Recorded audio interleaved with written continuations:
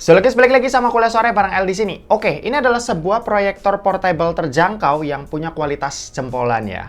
Namanya ini XGO Gimbal 3. Buat harganya sendiri pas aku cek di marketplace, ini ada di angka 600 ribuan. Harga yang relatif murah buat ukuran proyektor, apalagi yang portable kayak gini.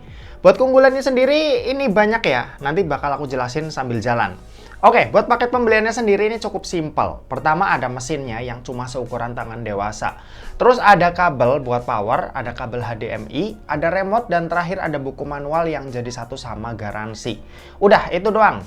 Nah, ini dia detail bentuk dari XGO Gimbal 3. Bentuknya ini bulat tabung dengan kaki datar yang di bagian bawah. Ini tuh bisa kita pasangin mount ke tripod ya buat naruh di tempat yang lebih tinggi.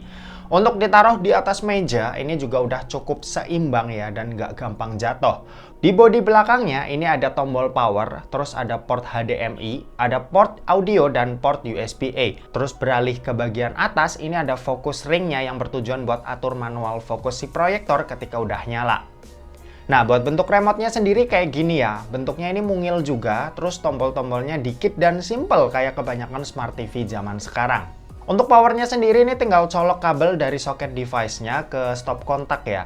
Nah, pas dinyalain ini bootingnya agak sedikit lama, sekitar 30 detikan.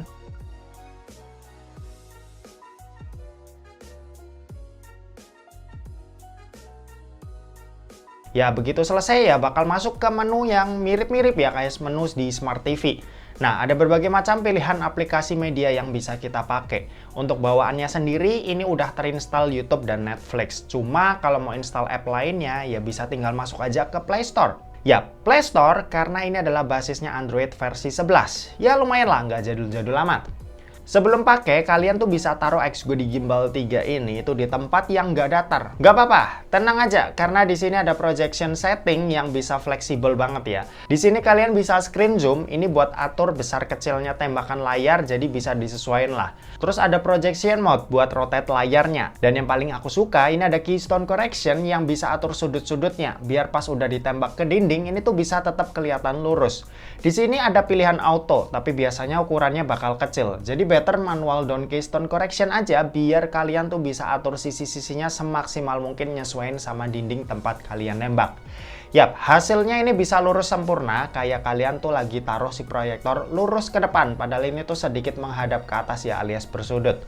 Di sini kalian juga bisa atur bahasa dan tentu aja ada bahasa Indonesia kalau misal kalian kebingungan pakai bahasa Inggris karena bawaannya ini bahasa Inggris.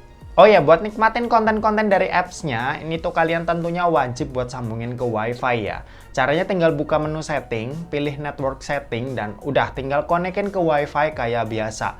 Tentu aja ini perlu ya karena apps-apps macam YouTube, Netflix, dan lain sebagainya itu butuh data atau jaringan buat pakainya. Kalau mau konekin ke device yang kalian punya, ini juga bisa. Ada beberapa cara. Kalau mau pakai HDMI, ini bisa. Caranya simpel aja ya, tinggal colok kabel HDMI ke XGO Gimbal 3 dan ke device yang mau kalian hubungkan.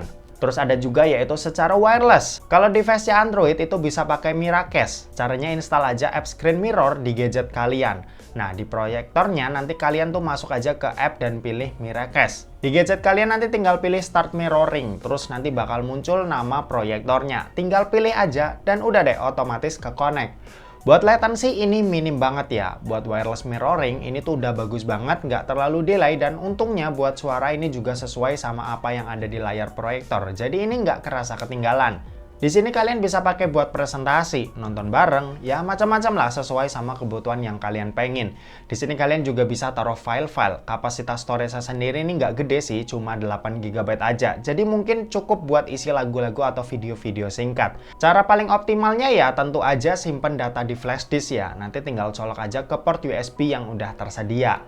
Nah, sekarang kita masuk ke pembahasan tentang kualitasnya. Buat kualitas gambar tentunya nggak akan sebagus TV ya. Masih ada batasan di mana detail-detail tentunya juga akan berkurang banyak daripada yang kita lihat di TV langsung. Cuma buat sebuah proyektor ini tuh udah lebih dari cukup. Ya buat sekedar nonton ramean bareng temen, jelas ini lebih enak ya daripada layar TV biasa yang terbatas ukuran. Ini bisa kalian atur mau gedenya seberapa dengan resiko kualitas yang semakin menurun. Sejauh ini sih aku udah pakai beberapa kali ya buat dipakai nonton film dan nonton bola. Jujur aja aku lebih suka buat nonton bola karena cahayanya itu terang. Kalau di film banyak scene gelapnya yang bikin tuh nggak kelihatan. Solusinya sih sebenarnya kalian harus matiin total lampu yang ada di ruangan kalian ya. Nah, kalau lampu udah mati, baru deh kualitasnya sedikit meningkat. Ya kayak proyektor pada umumnya lah yang bakalan semakin bagus kalau ruangannya semakin gelap.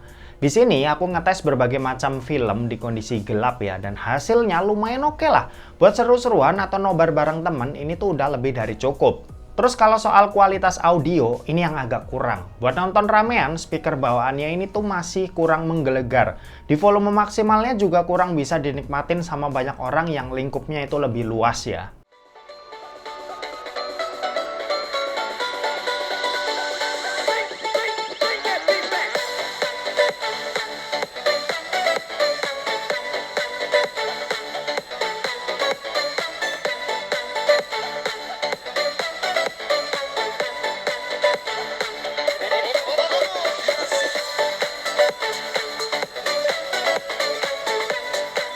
Ya kalau buat sekedar denger-denger aja, ini sih masih oke. Tapi kadang kan konten yang kita nikmatin nggak semuanya suaranya jelas ya. Terus gampang didengar.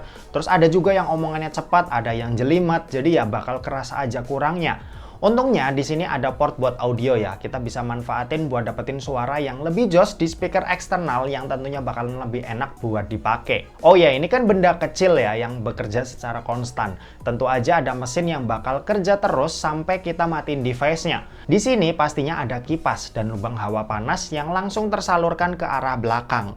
Kalau suara device itu lagi mati, suara kipasnya ini tuh kedengeran banget. Hitungannya ini cukup keras. Cuma emang kalau suara device-nya udah nyala, ya suara kipas ini bakalan ketutup.